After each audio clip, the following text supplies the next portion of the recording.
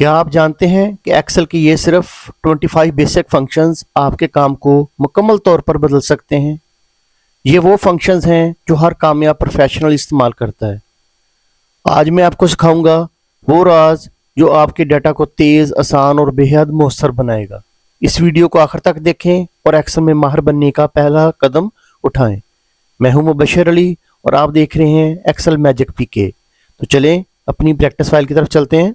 हमारा पहला फंक्शन सम फंक्शन है जो कि वैल्यूज़ को सम करने के लिए इस्तेमाल होता है। इसको हम कई तरीक़ों से अप्लाई कर सकते हैं। पहला तरीका ये है कि हम फंक्शन टाइप करें, खुद इक्वल का साइन डालें।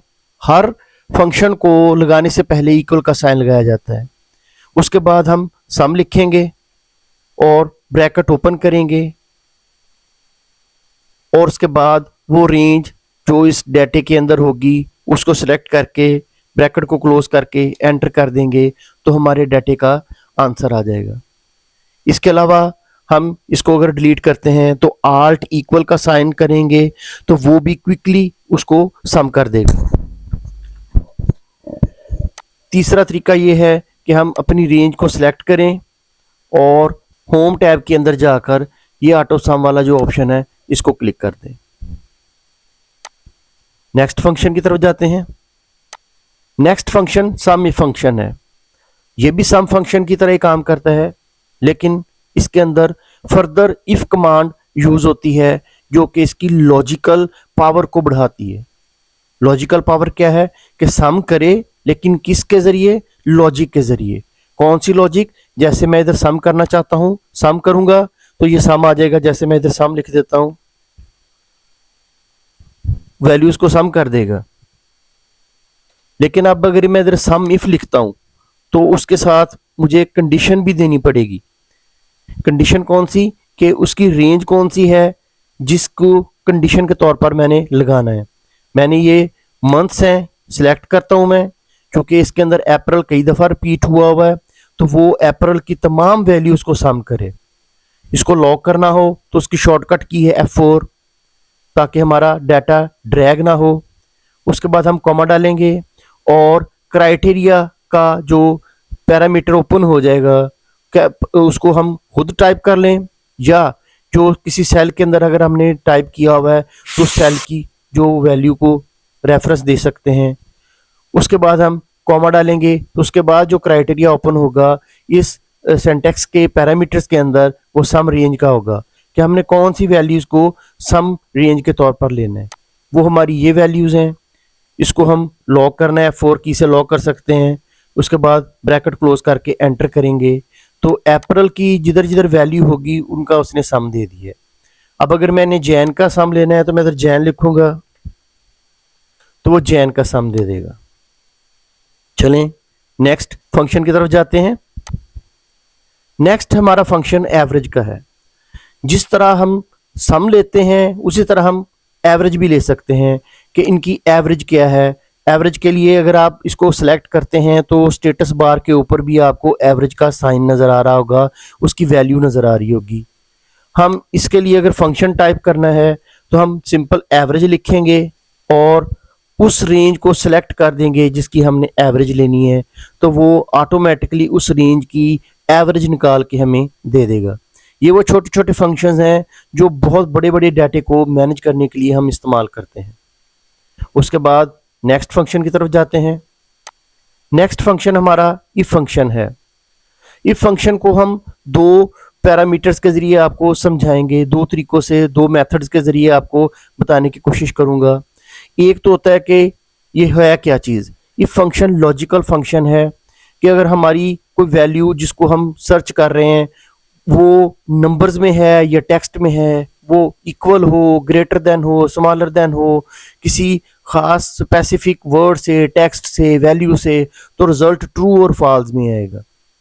जैसे अब अगर मैं इसकी कंडीशन लगाता हूँ, पहले इफ कमांड लगाता हूँ, इफ के जो सिंटैक्स हैं वो शुरू करता हूँ, वो लॉजिकल टेस्ट पूछ रहा है कि लॉजिकल कौन सा लेना है। मैं लॉजिकल ले लेता हूँ ये वाला पहला जो मेरा सेल है। उसके बाद इसको मैं लगा देता हूँ ग्रेटर देन। अब मुझे साइन लगाना पड़ेंगे, ऑपरेटर्स जो हैं वो यूज़ करूँगा मैं। Greater than, equal, not equal to, कोई भी साइन लगा सकता हूँ। अब मैंने अगर ये ग्रेटर देन लगाया है, अब अगर मैं नंबर ढूंढ रहा हूँ तो नंबर्स के लिए मुझे सिंपल इधर नंबर टाइप कर देना चाहिए कि अगर ये वाला नंबर 15 से ग्रेटर हो। अगर टेक्स्ट होगा तो टेक्स्ट को हम इन्वर्टेड कॉमास में लिखेंगे। नंबर्स के लिए सिंपल होता है, वो इन्वर्टेड कॉमास के अंदर नहीं लिखा जाता। इसलिए मैंने दोनों पैरामीटर्स आपको बताने की कोशिश की है कि नंबर्स के लिए हम क्या करेंगे और टेक्स्ट के लिए क्या करेंगे। अब हमने नंबर लिखा है तो कोई इन्वर्टेड कॉमास उसके स्टार्ट में और एंड पे नहीं डाला। जैसे ही मैं कॉमा डालूंगा तो उसकी जो लॉजिकल जो टेस्ट है, उसकी जो next parameter value if true, कि अगर तो ये मैच कर जाए जो मैंने पैरामीटर दिया है उस वैल्यू के, तो ट्रू आ जाए उसका आंसर, तो क्या करे, कोई भी चीज़ टाइप कर दें, इसको मल्टीप्लाई 15 से कर दें, मल्टीप्लाई कर दें, प्लस कर दें, कोई टेक्स्ट लिख दें। मैं इधर टेक्स्ट लिखता हूँ। अब टेक्स्ट लिखने के लिए जहाँ भी हमने फार्मूले के अंदर टेक्स्ट लिखना है हम इन्वर्टेड कॉमास यूज़ करेंगे। तो मैं लिख दूंगा, पास लिख देता हूँ, और अगर आगे मैं कॉमा डालता हूँ तो उसके आगे पैरामीटर एक्टिवेट हो जाएगा, वो है वैल्यू फॉल्स, कि अगर वो ट्रू ना हो तो क्या आंसर है, तो मैं उधर फेल लिख देता हूँ और इसको क्लोज कर देता हूँ, ब्रैकेट भी क्लोज कर देता हूँ। अब अगर मैं एंटर करूंगा तो वो फेल है क्योंकि ये वैल्यू 15 से स्मॉलर थी। अब अगर मैं इसको 16 करता हूँ तो वो पास आ जाएगा। अगर मैं इसको 15 करता हूँ तब भी फेल आ जाएगा क्योंकि मैंने इधर पैरामीटर दिया है ग्रेटर देन। अगर मैं इसके साथ इक्वल का भी साइन डाल देता हूँ कि या तो बराबर हो 15 के या ग्रेटर हो तो वो पास है, तो अब देखिए उसने पास वैल्यू दे दी है। अब मैं टेक्स्ट की तरफ आता हूँ कि टेक्स्ट कैसे लगाया जाएगा, टेक्स्ट कैसे बिहेव करेगा। इफ फंक्शन स्टार्ट करूंगा, उसके जो पैरामीटर्स ओपन होंगे, लॉजिक, मैं ये वाली वैल्यू सेलेक्ट करता हूँ चूंकि मैं टेक्स्ट के साथ परफॉर्म कर रहा हूँ। तो आगे मैं लिख देता हूँ इक्वल टू, कि ये वाली जो वैल्यू है वो फैब हो या कोई भी टेक्स्ट हो, तो आगे कॉमा डालता हूँ। अब मुझे ये इन्वर्टेड कॉमास के अंदर जो डालना पड़ा है, ये पैरामीटर जो है, इसकी लॉजिक जो है वो मुझे इन्वर्टेड कॉमास में डालनी पड़ी है। आगे कॉमा डाला तो एक्टिवेट हो गया वैल्यू ट्रू का ऑप्शन पैरामीटर। उसके अंदर अगर ये वैल्यू ठीक आ रही है तो मैं इधर लिख देता हूँ गुड, कोई भी टेक्स्ट टाइप कर देता हूँ। टेक्स्ट के लिए मुझे इन्वर्टेड कॉमास में टाइप करना पड़ेगा, लेकिन अगर मैं इधर इन्वर्टेड कॉमास नहीं टाइप करने, मैंने नंबर्स लिखने हैं, तो वो मैं सिंपल लिखूंगा लॉजिक्स में भी और आगे जो ट्रू फॉल्स में भी। अगर तो वो वैल्यू उसकी ट्रू आए तो यहाँ पे 2 लिख दे, और अगर वैल्यू फॉल्स आए कॉमे के बाद मैंने कॉमा डाला तो वो वैल्यू फॉल्स का ऑप्शन आ गया तो वहाँ पे वो 1 लिख दे। अब मैं इसको ब्रैकेट क्लोज करता हूँ चूंकि फैब जो है वो मैंने पैरामीटर ट्रू दिया था कि अगर ये मेरी ये वाली वैल्यू अगर फैब होती तो उसने ट्रू दे देना था। अब अगर इसको मैं फैब करता हूँ तो देखिए वो आंसर ट्रू दे देगा। उम्मीद है कि आपको मैंने अच्छे तरीके से ये समझाया होगा। नेक्स्ट फंक्शन की तरफ चलते हैं। नेक्स्ट फंक्शन हमारा लुकअप फंक्शन है। इसको मैं 2 मेथड्स के जरिए आपको परफॉर्म करके दिखाऊंगा, दोनों की अपनी अपनी पावर है। लुकअप फंक्शन वैसे भी बहुत ज़्यादा पावरफुल है, एक्स लुकअप, वी लुकअप और इंडेक्स मैच का पूरा मुकाबला करता है। चलिए हम टाइप करते हैं, जस्ट सिंपल लुकअप लिखेंगे हम इधर, और इसकी जो पैरामीटर्स ओपन होंगे लुकअप वैल्यू देंगे। ये हमारी लुकअप वैल्यू होगी, कॉमा डालेंगे। लुकअप विक्टर, ये कहाँ से इसको सर्च करके लाए, वो ये रेंज है। उसके बाद कॉमा डालेंगे। रिजल्ट विक्टर, कि इसका रिजल्ट कौन सी रेंज से फैच करना है, वो ये वाली रेंज है। इसके बाद हम ब्रैकेट क्लोज करेंगे और एंटर कर देंगे तो उसका आंसर आ जाएगा। अब अगर इधर मैं सेल्स लिखता हूं तो उसका आंसर 15 दे देगा क्योंकि सेल्स के आगे जो रिजल्ट आ रहा है वो 15 आ रहा है। अब मैं दूसरे मेथड के जरिए आपको समझाता हूं कि मेरे पास ये कुछ रेंज है जिसके अंदर वैल्यूज लिखी हुई हैं, जिसके जरिए मैंने वैल्यू को लुक करना है और आगे उसका रिजल्ट लेके आना है।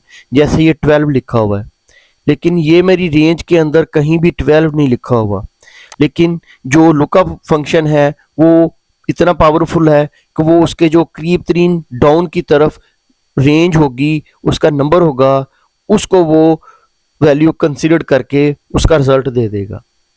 मैं इधर लिखता हूँ लुकअप फंक्शन, और इसकी जो वैल्यू है, सर्च वैल्यू जिसको लुकअप करना है वो ये है, कॉमा डालता हूँ। लुकअप विक्टर मेरा ये है, कॉमा डाला, और जहाँ से रिजल्ट फैच करना है वो ये है। इसको मैं ब्रैकेट क्लोज करके एंटर करता हूँ, तो देखें 12 का आंसर उसने जैन दे दिया है, क्योंकि उसकी डाउन की तरफ जो भी नंबर आ रहा है उसकी डाउनवर्ड की तरफ, तो वो 10 आ रहा है, तो 10 के आगे उसका रिजल्ट लिखा हुआ है। नेक्स्ट फंक्शन की तरफ जाते हैं। नेक्स्ट फंक्शन हमारा मैच फंक्शन है। मैच फंक्शन हमें वैल्यू की पोजीशन हमें बताता है कि वो वैल्यू जिसको हम सर्च कर रहे हैं वो कौन सी पोजीशन के ऊपर है, रो में या कॉलम में।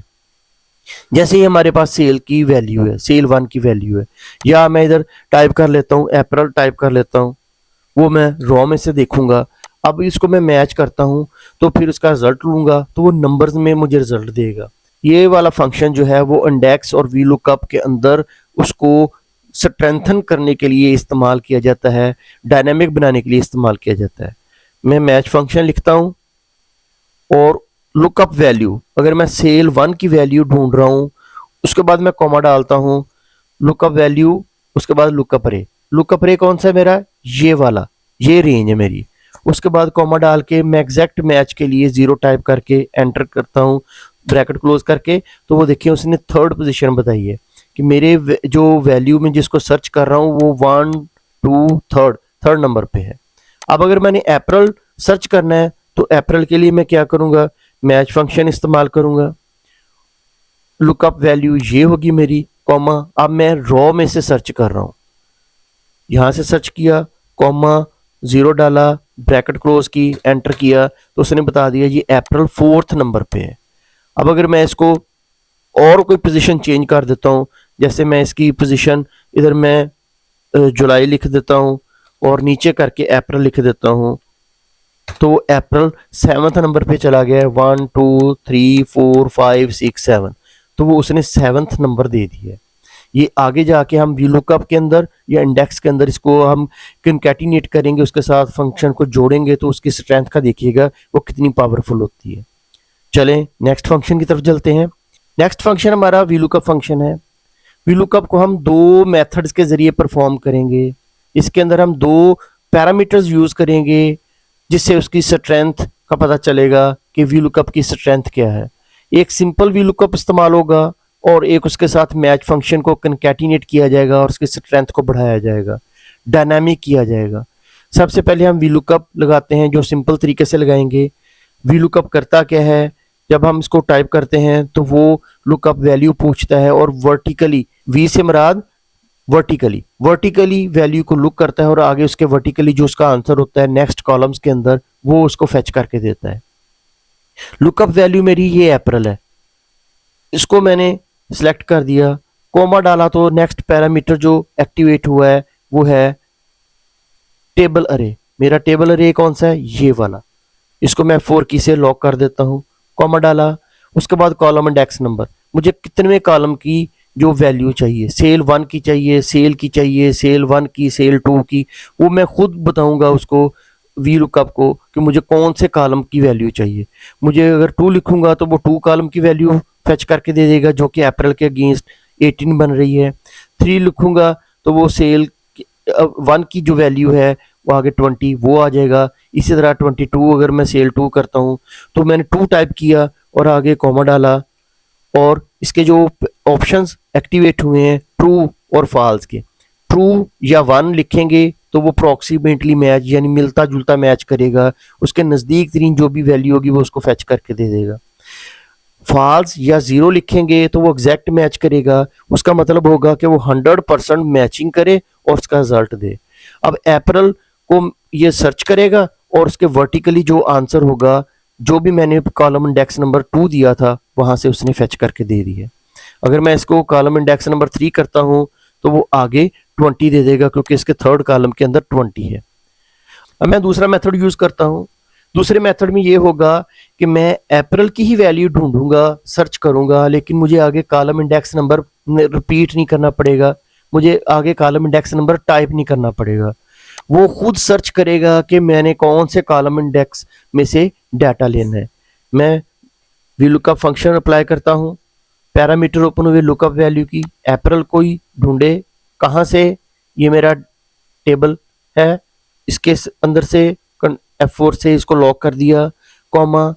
अब कॉलम इंडेक्स नंबर की जगह पे अब मैं मैच फंक्शन यूज करूंगा, MATCH, मैच, ब्रैकेट ओपन की, इस वैल्यू को ढूंढे, कहाँ से, मेरी ये वाली रेंज है, यहाँ से ढूंढे, कॉमा, एग्जैक्ट मैच के लिए 0, ब्रैकेट क्लोज की, मैच फंक्शन की। जैसे मैंने कॉमा डाला तो उसके बाद वही वी लुकअप के पैरामीटर जो लास्ट वाले हैं रेंज लुकअप का, वो एक्टिवेट हो गया है। इसके लिए मैं 0 टाइप करूंगा, एग्जैक्ट मैच के लिए ब्रैकेट क्लोज करूंगा और एंटर कर दूंगा, तो वो मुझे अब कॉलम इंडेक्स नंबर नहीं लिखना पड़ा। अब अगर मैं इधर सेल 2 करता हूँ तो वो ऑटोमेटिकली वो जंप लगा के उस कॉलम में चला जाएगा जितना नंबर उस कॉलम का होगा। नेक्स्ट फंक्शन की तरफ जाते हैं। नेक्स्ट फंक्शन हमारा इंडेक्स फंक्शन है, जो कि वर्टिकल वी लुकअप और हॉरिजेंटल एच लुकअप का मदर कह लें कि उससे सबसे ज़्यादा पावरफुल है। ये दोनों फंक्शंस को कंबाइन करके बनाया गया है। इसके अंदर वर्टिकल और एच लुकअप दोनों को इस्तेमाल किया गया है और ये एक फंक्शन क्रिएट किया गया है। इसके अंदर हम जब टाइप करते हैं इंडेक्स, तो उसके जो पैरामीटर्स ओपन होते हैं, सबसे पहले अरे, कि अरे कौन सा लेना है। अरे हम ये लेंगे, ये वाली वैल्यू हमारी रोज की होंगी और ये वाली हमारी वैल्यूज कॉलम्स की होंगी। अब उसके आगे मैं कॉमा डालता हूँ, अब उसका जो पैरामीटर ओपन हुआ है वो रो नंबर का है कि कौन सी रो नंबर में से मैंने डाटा लेना है। मान लें कि मैंने अप्रैल से लेना है, तो मैंने 1 2 3 4 टाइप कर दिया, उसके बाद कॉमा डाला। उसके बाद वो कॉलम इंडेक्स नंबर पूछता है कि कौन से कॉलम से नंबर लेना है। मैंने कॉलम 1 से लेना है, 2 से लेना है, 3 से लेना है, मैं इधर 3 टाइप कर देता हूँ और इसको ब्रैकेट क्लोज करके एंटर करता हूँ, तो वो देखिए 22 उसने अप्रैल के लास्ट वाला जो कॉलम है वो दे दिया। इसके अंदर भी जो हमने रॉ नंबर और ये कॉलम नंबर लगाए हैं, यहाँ पे भी हम मैच फंक्शन इस्तेमाल कर सकते हैं। जैसे मैं इधर अगर अप्रैल लिख देता हूँ और यहाँ पे सेल 1 या सेल 2 लिख देता हूँ और इनको मैं पैरामीटर के अंदर इस्तेमाल करूँगा। यहाँ पे जो 4 था इसको मैंने सेलेक्ट किया, इसको डिलीट किया या बैक स्पेस से इसको ख़त्म किया और यहाँ पे मैच फंक्शन लिखूँगा। पहले रॉ का हम वो पूछ रहा है हमसे, अब वो लुकअप वैल्यू पूछ रहा है, लुकअप वैल्यू ये है हमारी, कॉमा डालेंगे। उसके बाद कहाँ से वो ढूंढे, कौन सी रो जो उसकी रेंज है वो ये वाली रेंज है, कॉमा डाला। तो 0 एग्जैक्ट मैच के लिए ये हमने पैरामीटर क्लोज कर दिया, तो ये रॉ के लिए फंक्शन एक्टिवेट हो गया है। ये वाला जो रॉ नंबर के लिए हमने मैच फंक्शन को डायनामिक कर दिया। अब हम कॉलम के लिए जो हमने 3 टाइप किया था उसको रिमूव कर देंगे और उसकी जगह पे हम मैच फंक्शन लिखेंगे। मैच फंक्शन के लिए हमने लुकअप वैल्यू ये ली और उसके बाद कॉमा डाला, तो रेंज, लुकअप रेंज जो होगी वो ये वाली होगी, उसको हमने सेलेक्ट कर लिया। वो रेंज जैसे हमने जो रोज में ली थी तो वो यहाँ से स्टार्ट की थी, ऊपर से स्टार्ट नहीं की थी। इसी तरह अगर हम कॉलम्स के लिए रेंज सेलेक्ट करते हैं तो वो यहाँ से सिलेक्ट करेंगे। उसके बाद कॉमा डाला, 0 टाइप किया और ब्रैकेट क्लोज कर दी, मैच की और एंटर कर दिया, तो उसने देखिए रिजल्ट दे दिया। अब अगर मैं इसको इधर 1 करता हूँ तो सेल 1 की वैल्यू देगा, तो देखें ये सेल 1 की वैल्यू जो है वो 20 दे दी है। अप्रैल की जगह पे अगर मैं जुलाई कर देता हूँ इधर, तो वो जुलाई का रिजल्ट दे देगा। नेक्स्ट फंक्शन हमारा कनकैटिनेट फंक्शन है। कनकैटिनेट फंक्शन 2 3 4 टेक्स्ट को जोड़ने के लिए या वैल्यूज को जोड़ने के लिए इस्तेमाल होता है। जैसे मैं जिसको इधर कनकैटिनेट लिख देता हूँ और जैसे मैं इसके पैरामीटर ओपन करूंगा वो टेक्स्ट 1 टेक्स्ट 2 टेक्स्ट 3 पूछेगा। मैंने टेक्स्ट 1 ये दे दिया, उसके बाद कॉमा डाला तो वो टेक्स्ट 2 पूछेगा।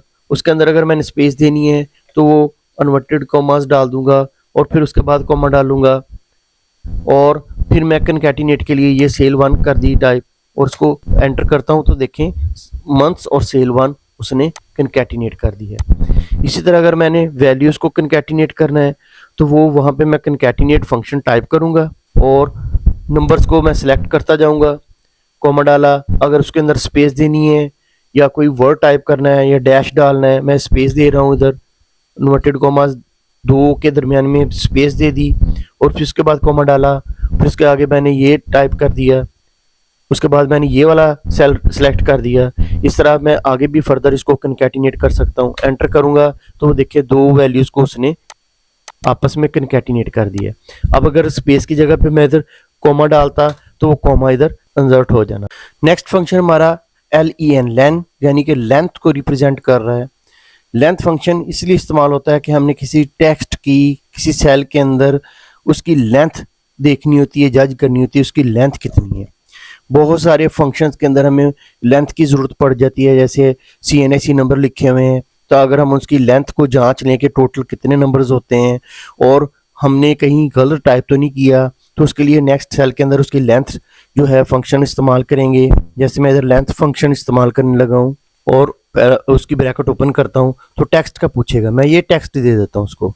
इसको मैं ब्रैकेट क्लोज करता हूँ तो उसने बताया कि इसके अंदर 12 जो करैक्टर्स हैं, जो स्पेस होगी वो भी एक करैक्टर काउंट होगी। जैसे मैंने इधर टाइप की स्पेस और एंटर किया तो वो 13 बन गए। अब अगर इसके अंदर मैं और कोई नंबर टाइप करता हूँ तो वो नंबर्स बढ़ते जाएंगे। ये मुख्तलिफ फंक्शंस के अंदर जो लेंथ फंक्शन इस्तेमाल होता है। नेक्स्ट फंक्शन की तरफ जाते हैं। नेक्स्ट फंक्शन हमारा लेफ्ट फंक्शन है। लेफ्ट फंक्शन यानी सेल के अंदर जो टेक्स्ट होंगे या नंबर्स होंगे उनकी लेफ्ट साइड से कुछ नंबर्स को फेच करना, उधर से उठा के बाहर लेके आना। जैसे ये CNAC नंबर है और ये नेम्स हैं। मैं दोनों के ऊपर अप्लाई करता हूँ 1 बाय 1। इधर मैंने लेफ्ट फंक्शन लिखा और टेक्स्ट ये वाला दे दिया और उसके बाद कॉमा 1 डाल दिया। उसकी लेंथ बतानी है, करैक्टर्स की लेंथ बतानी है, कितने करैक्टर्स मुझे चाहिए। इसको मैं एंटर करता हूँ तो वो उसने जो बिल्कुल स्टार्ट वाला नंबर था 3 वो दे दी। अब अगर मैं इसको 4 या 5 करता हूँ तो उसने पहले 5 जो नंबर्स थे वो उठा के दे दिए।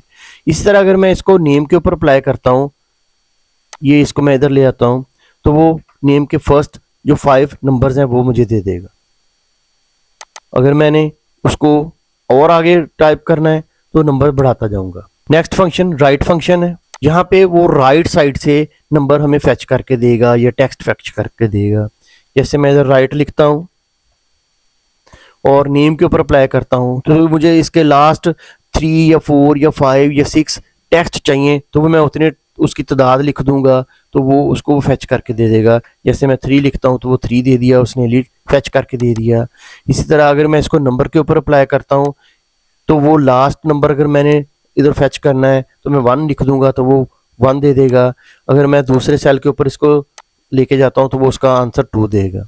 यानी राइट साइड से जो भी नंबर हमने फेच करके लाना होता है। मिड फंक्शन किसी भी सेल के अंदर जो टेक्स्ट लिखे होते हैं उसके सेंटर में से नंबर्स फेच करता है। ये नेम है और ये नंबर्स लिखे हुए हैं। मैं यहाँ पे आबद महमूद के अंदर में दरमियान में से जो महमूद लिखा हुआ है वो फेच करूंगा। मैं इधर मिड टाइप करूंगा, इसके पैरामीटर्स ओपन होंगे। टेक्स्ट कौन सा है, ये वाला, कॉमा डाला। अब वो मुझसे स्टार्ट नंबर पूछ रहा है कि कौन से नंबर से मैंने स्टार्ट करना है। तो नंबर होगा ABID, ये 4 नंबर हो गए। उसके बाद आगे स्पेस होगी 5, तो मुझे छठे नंबर से उसको फेच करना है। 6 लिख दिया। उसके बाद वो आगे मुझसे नंबर पूछता है कि कितने नंबर तक आगे जाना है। मैं इसके आगे नंबर गिन लेता हूँ 1 2 3 4 5 6 7। तो मुझे आगे कॉमा डाल के 7 नंबर तक मैंने फेच करना है और ब्रैकेट क्लोज कर देता हूँ। तो उसने आगे जो 7 नंबर है वो फेच कर दिए। अब अगर इसको मैं अप्लाई करता हूँ नंबर्स के ऊपर कि मैंने कितने नंबर आगे उसके फेच करने हैं, तो मैं इसको इधर अप्लाई कर देता हूँ नंबर्स के ऊपर। अब मुझे नंबर चाहिए कि 1 2 3 4 5 6, ये नंबर छोड़ के 7th नंबर से लेकर आगे जो नंबर्स हैं 1 2 3 4 5 नंबर चाहिए। तो वो इधर मैं 7 टाइप कर दूंगा और यहाँ पे आगे 5 टाइप कर दूंगा कि आगे मुझे 5 नंबर तक मुझे फेच करके दे। तो सेंटर में से जो नंबर्स हैं उसने फेच करके दे दिए। अब ट्रिम फंक्शन बहुत ज़्यादा पावरफुल है छोटा सा फंक्शन लेकिन इसकी पावर बहुत ज़्यादा है। ये extra spaces other than 1 space जो कि नेचुरली होती है उसके अलावा बाकी सारी स्पेसिस रिमूव कर देता है। मैं इधर मैं इक्वल टाइप किया और ट्रिम फंक्शन टाइप किया और जो मैंने ये रेंज सेलेक्ट कर लेता हूँ तो उसको मैं ब्रैकेट क्लोज करता हूँ तो देखें उसने जितनी भी एक्स्ट्रा स्पेसिस थी मेरे टेक्स्ट के अंदर वो रिमूव कर दी।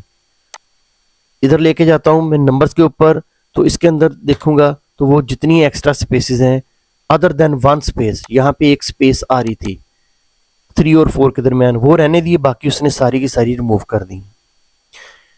नेक्स्ट फंक्शन की तरफ जाते हैं। नेक्स्ट फंक्शन हमारा नाउ फंक्शन है। अगर हम इस इधर नाउ टाइप कर देते हैं तो हमें वो डेट और उसके साथ जो टाइम है करंट वो हमें फेच करके दे देगा।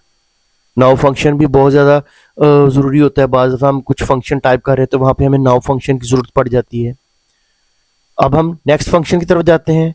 नेक्स्ट फंक्शन जो है वो टू डे का है। टू डे फंक्शन जो होगा उसके अंदर डेट ही सिर्फ आएगी, बाकी जो उसका जो टाइम है करंट डेट का वो नहीं आएगा।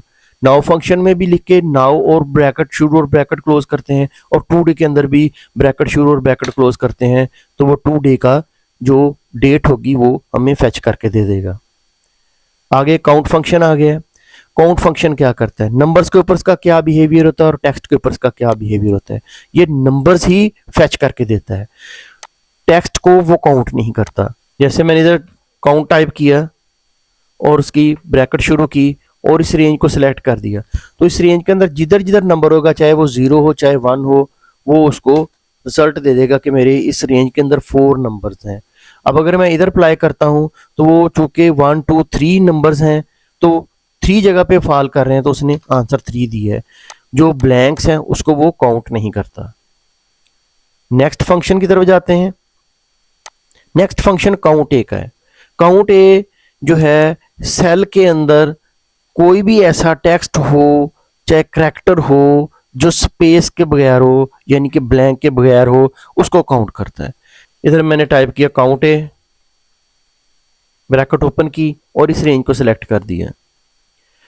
इसको एंटर करूंगा तो ये 3 टाइप करेगा। अब अगर इधर मैंने फुल स्टॉप डाल दिया और एंटर किया तो वो इस करैक्टर को भी पिक करेगा। @ डालूंगा वो इस करैक्टर को भी पिक करेगा कि वो नंबर जिनके अंदर ब्लैंक्स सेल के अदर जो भी वैल्यू लिखी हुई है टेक्स्ट की सूरत में, करैक्टर की सूरत में, वो हमें काउंट करके दे। ये भी मैंने वही फंक्शन किया हुआ है। इसके अंदर नेम भी है और 0 भी है, 1 भी है, ये सारा कुछ मिक्स है। तो उसने 8 ऐसे सेल्स हैं जिनके अंदर कोई ना कोई करैक्टर टाइप किया हुआ है। ये वाले दोनों फंक्शन जो है वो नेस्टिंग फंक्शंस के अंदर कन्वर्ट करने के लिए इस्तेमाल होते हैं। अब आ जाता है count if. Count if function जो होता है हम यूज करते हैं, जिस तरह हमने काउंट किया लेकिन उसके साथ इफ कमांड की लॉजिक लगा देते हैं, जिस तरह हमने सम फंक्शन के अंदर किया था। काउंट करेगा लेकिन लॉजिक के जरिए करेगा। जैसे मैं इसको काउंट करता हूं, मैं किसी जगह पे अपनी पैरामीटर या क्राइटेरिया टाइप कर लेता हूं और इधर मैं करता हूं count if. Count if type करके ब्रैकेट ओपन की तो वो रेंज पूछेगा कि रेंज कौन सी है, ये वाली रेंज है। इसके बाद मैं कॉमा डालूंगा तो वो क्राइटेरिया पूछेगा। यहाँ पे मैंने क्राइटेरिया सेल का रेफरेंस दे के एंटर कर दिया तो उसने 3 दे दिया। इसी तरह मैंने इधर काउंट इफ टाइप किया है लेकिन उसकी जो क्राइटेरिया है वो मैंने इन्वर्टेड कॉमास के अंदर क्राइटेरिया दिया है कि इस रेंज के अंदर से जो ग्रेटर देन 20 वैल्यूज हों वो फेच करके दे। ग्रेटर देन और जो मेरा क्राइटेरिया वो दोनों के दोनों इन्वर्टेड कॉमास के अंदर हैं। इसी तरह अगर हमने ये वाली वैल्यूज जो टेक्स्ट की सूरत में थी, यहाँ पे एडमन अगर तलाश करना होता तो इक्वल का साइन डालते और एडमन लिखते और ब्रैकेट्स के अंदर लिख के एंटर करते, तो तब भी वो फेच करके उसने रिजल्ट दे देना था। उम्मीद है समझ आई होगी आपको इसकी। आगे टेक्स्ट फंक्शन है। टेक्स्ट फंक्शन क्या करता है, टेक्स्ट फंक्शन अमूमन हमारे फंक्शंस को सूरत में पावरफुल बनाता है जब हमने टेक्स्ट को और डेट को दोनों को इकट्ठे लिखना होता है, या डेट के अंदर में से डे फेच करना होता है, डे नेम्स फेच करने होते हैं, मंथ नंबर या मंथ नेम फेच करने होते हैं। जैसे मैं इधर टेक्स्ट लिखता हूँ, मैं इसके 3-4 ऑप्शंस बताता हूँ आपको। वैल्यू मेरी ये है, उसके बाद मैंने इसके फॉर्मेट टेक्स्ट का जो पैरामीटर ओपन हुआ है फॉर्मेट देना है। यहाँ पे अगर मैं डी टाइप कर देता हूँ, सिंपल डी टाइप करूंगा तो वो 1 डे यानी 1 डिजिट का जो डे होगा वो मुझे फेच करके दे देगा। 1 डिजिट यानी कि 05 होगा तो वो, जैसे ये 25 था, इधर मैं अगर 0 टाइप करता हूं तो वो 1 डिजिट वाला जो डे होगा वो दे देगा। 2 में होगा तो वो ऑटोमेटिकली 2 में जाएगा। अगर मैं 2 टाइप करता हूं तो वो उसके साथ 0 भी लगा देगा। अगर मैं इधर 3 दफा डी टाइप करता हूं तो वो नाम बता देगा उसका 3 जो टेक्स्ट के अंदर है। अब अगर मैं 4 दफ़ा डी टाइप करता हूँ तो वो उसका पूरा नाम बता देगा। इसी तरह अगर मैं इधर एम टाइप करता हूँ 1 दफ़ा तो वो जो मंथ का नंबर है वो दे देगा जो सिंगल डिजिट में है। अगर 2 डिजिट में होगा तो 2 देगा। इस तरह मैं एम टाइप एक और करता हूँ तो वो 2 डिजिट दे देगा, उसके साथ 0 टाइप कर देगा। 3 करता हूँ तो वो जैन लिख देगा। 4 करता हूँ तो वो उसके पूरा जनवरी लिख देता। इसी तरह अगर मैं इधर वाई टाइप करता हूँ तो वो जो आखिरी 2 डिजिट हैं वो उठा के दे देगा। अगर 2 करूँगा तो तब भी वही करेगा। 3 करूँगा तो वो पूरी डेट जो ईयर की होगी, ईयर पूरा होगा, वो फैच करके दे देगा। इसी तरह हमने अगर इसको आपस में कनकैटिनेट करना है, मसलन ये टेक्स्ट ज्वाइन करना है और उसके साथ डेट लिखनी है, तो वहाँ पे जाके हमें मसला बनेगा। जैसे मैं इधर टाइप करता हूँ दिस सेल और उसके साथ एंड कनकैटिनेट के लिए ये यूज़ करता हूँ और उसके बाद स्पेस दे देता हूँ ताकि उसके दरमियान में स्पेस हो, फिर कनकैटिनेट करता हूँ और ये वाली डेट करता हूँ तो वो क्या रिज़ल्ट देगा, वो रिज़ल्ट मुझे मेरे मुताबिक नहीं दिया, उसने उसकी जो नंबर्स टाइप कर दिए हैं। इस मसले को हल करने के लिए हम क्या करेंगे कि हम इधर टेक्स्ट का जो फंक्शन होगा वो यूज़ करेंगे। हमने ये टाइप कर दिया और यहाँ पे हम टेक्स्ट फंक्शन लिखेंगे। टेक्स्ट फंक्शन क्या करेगा, इस वैल्यू को लेगा और कॉमा डालेंगे। अनवर्टेड कॉमास के दरमियान में पूरी डेट जो हमने फॉर्मेट होगा D M M comma Y Y ये टाइप करके ब्रैकेट क्लोज कर देंगे। तो देखें उसने ये वाला जो मसला था वो हमारा हल कर दिया है। टाइम भी इसी तरह लिखा जा सकता है और टाइम भी इस तरह हम 1 बाय 1 करके फैच कर सकते हैं। बहुत पावरफुल फंक्शन है। नेक्स्ट फंक्शन की तरफ जाते हैं। नेक्स्ट फंक्शन हमारा ABS फंक्शन है। ये मैंने मुख्तलिफ ट्रिक्स के अंदर पहले भी इस्तेमाल किया हुआ है। एब्सोलूट वैल्यूज़ देने के लिए कि माइनस वाली जितनी वैल्यूज़ होंगी उनको प्लस में कन्वर्ट कर देगा। इधर मैं ABS लिखता हूँ और ये रेफरेंस देता हूँ और एंटर करता हूँ, तो जो प्लस वाली वैल्यूज़ होंगी वो प्लस में रहेंगी और माइनस वाली वैल्यू भी प्लस में कन्वर्ट हो जाएंगी। बहुत पावरफुल फंक्शन है, इसका इस्तेमाल देखिएगा अभी करके। उसके बाद हमारा नेक्स्ट फंक्शन आ जाता है इंटीजर का। इंटीजर हमने यूज़ करना होता है कि जो डेसिमल के लेफ्ट साइड से राइट साइड से नंबर्स पिक करने के लिए। जैसे मैं इधर INT टाइप किया और ये वाली जो डेसिमल की वैल्यू है वो दे दी, तो उसने जो उसके लेफ्ट साइड से नंबर्स थे वो उसने फैच करके दे दिए। अब अगर मुझे ये वाले नंबर चाहिए जो उसकी लेफ्ट साइड से हैं, तो मैं क्या करूँगा, इधर पहले मैं वैल्यू डालूंगा सेल की ये वाली, उसमें से माइनस कर दूंगा इंटीजर, यानी मेरा इंटीजर वाली जो वैल्यू है वो माइनस कर दे उसमें से, तो बाकी जो रह जाएगा वो पॉइंट के राइट साइड वाली वैल्यू होगी। नेक्स्ट टिप की तरफ जाते हैं। अपर अपर कहते हैं कि हमने एक्सेल के अंदर ये ऑप्शन नहीं है कि वो इसके केसेस को चेंज कर सके अपर में, लोअर में या प्रॉपर में। इसके लिए हमें या तो अपने टेक्स्ट को माइक्रोसॉफ्ट वर्ड में लेके जाना पड़ता है, वहाँ पे जाके हम उस तमाम रेंज को सिलेक्ट करके उसको अपर केस में कन्वर्ट करना है या लोअर में करना है। एक्सेल के अंदर जो फंक्शन अवेलेबल हैं वो प्रॉपर, अपर और लोअर फंक्शन है।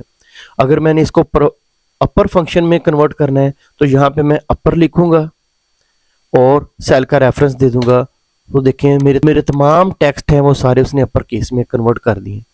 अब मैं इसको कॉपी करूंगा और अपनी वैल्यूज़ के ऊपर जाके पेस्ट एज स्पेशल वैल्यू कर दूंगा और इसको डिलीट कर दूंगा, तो मेरा ये काम हो जाएगा।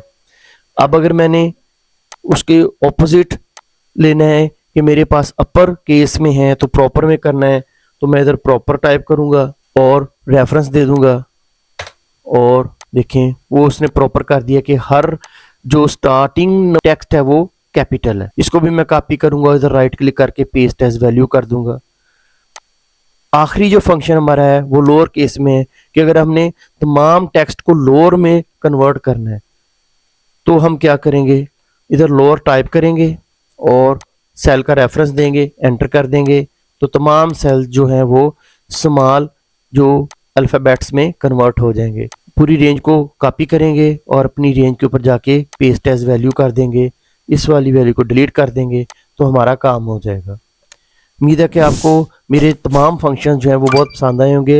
इनको लाइक कीजिएगा, शेयर कीजिएगा और सब्सक्राइब करना ना भूलिएगा। खुदा हाफिज़।